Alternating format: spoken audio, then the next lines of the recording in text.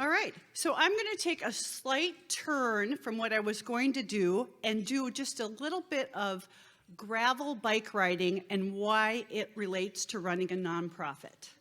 So many of you know that I love to bike, and in the last 5 or so years, I've really enjoyed gravel bike riding, probably because I was a city kid, and I've spent a lot of times yelling at cars, kicking cars, falling off my bike because of detours and such. Gravel bike riding is really great because you're out in the country, you have miles where you can go and all you see is maybe a dog or a horse. And for me, being out in the country, it feels very liberating as well.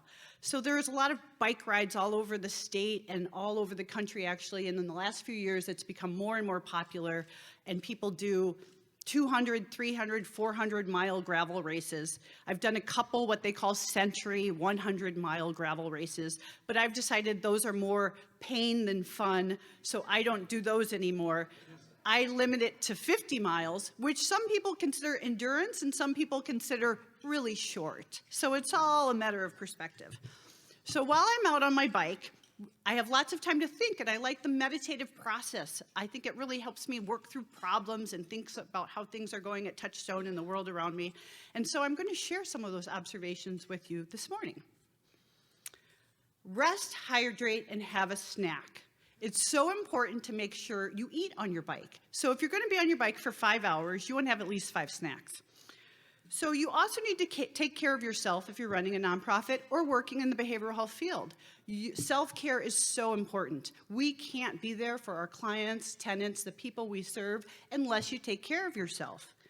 We also need organizational health. Our organization needs to be strong and healthy, and we need to make sure we're taking care of Touchstone mental health and our infrastructure so we're there for the community and to help with the problems we have and the mental health challenges in our community.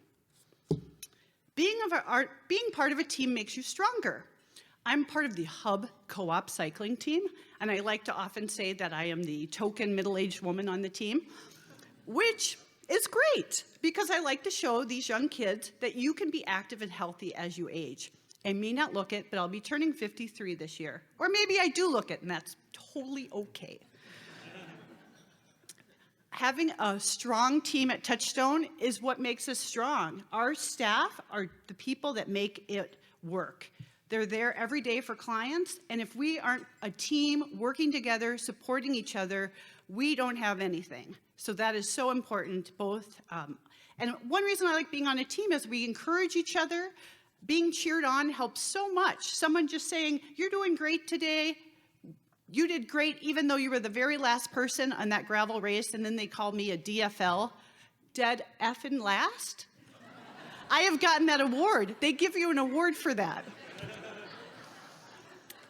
You may fall off your bike. Now, unfortunately, when I'd only been at Touchstone about 4 months, I had a really bad bike accident, and Touchstone was really great to me during that time. Difficulties are part of life. Hopefully, if you fall off your bike, you recover. Sometimes we have problems with staffing, with programs. Sometimes pipes break. Sometimes our clients have really bad psychotic episodes.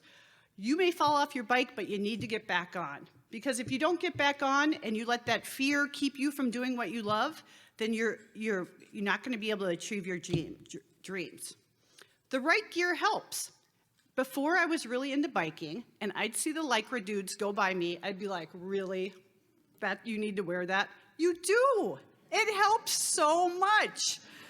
There's a reason you wear it. The pockets are really helpful for the snacks.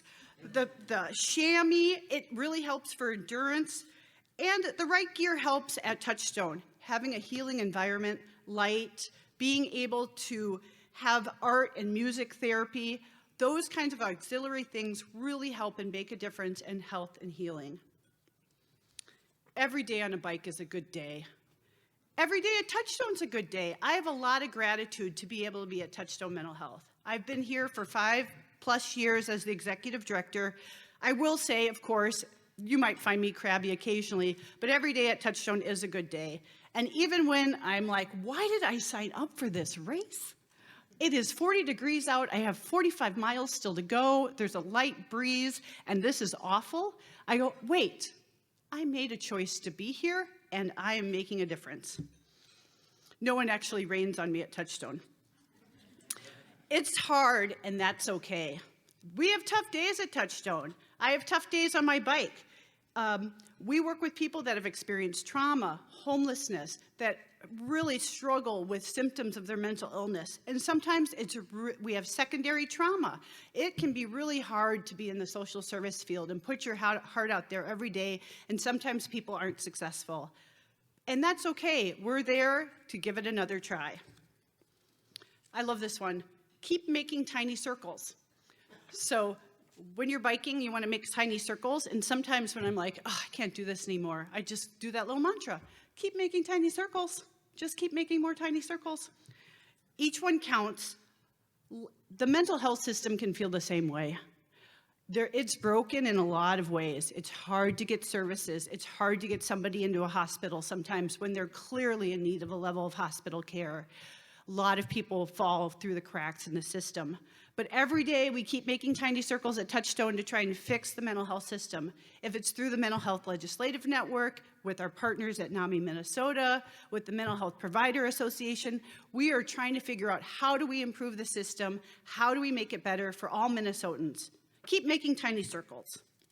Not all gravel is the same.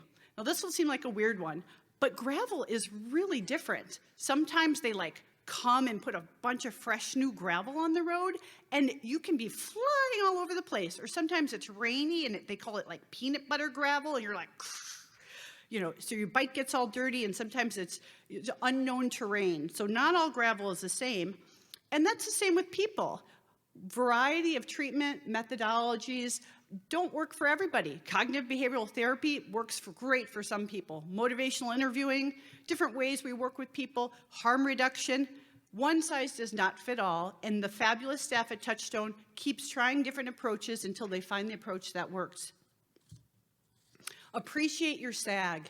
I had to look up what SAG meant, because SAG is the person that always is helping you out or putting food in the bush for you. It means support and gear, but it's usually the rider who's helping you out. You are my SAG. Staff, board, the community members, you are support and aiding Touchstone in our mission, and we appreciate you being here today to hear more about Touchstone and also support us in the work we do. Wear your helmet. Of course, I need to wear my helmet. I've had more than one bike accident, but be smart. Safety is important. I'm sure I have an insurance provider here. Have good insurance. Representation matters. I used to get really grumpy when I'd show up at these bike races and be like, there's less than 10% of women here. You know, what I decided to do was start a women-specific gravel race called Riot Gravel to get women riding bikes. So if representation is an issue, do something about it. Make sure you have space for everyone. That's why we're working on diversity, equity, and inclusion at Touchstone. And we want to acknowledge that there's a lot of places where we can do better. And so we're looking at disparities of care, as Nikki mentioned, and we're looking how can we improve all care so everyone has a space and healing at Touchstone. Only 2 more, so thank you for bearing with me. Go fast when you can. This took me a while to learn. I like to take pictures and stop and enjoy the view sometimes. Recently, I was in a gravel race, and I stopped and took a selfie, and then I found out I was 4th by 10 seconds. Come on, Ellie. Oh, I got so much grief for that selfie, but it happens. But go fast when you can, because sometimes these journeys take a long time, and you need a lot of stamina to get to the end. So if you don't go fast in the beginning, you can run out of steam. Sometimes you need to make quick decisions. We were one of the first agencies in the state to do housing stabilization services. It's a service that will help people find and keep housing.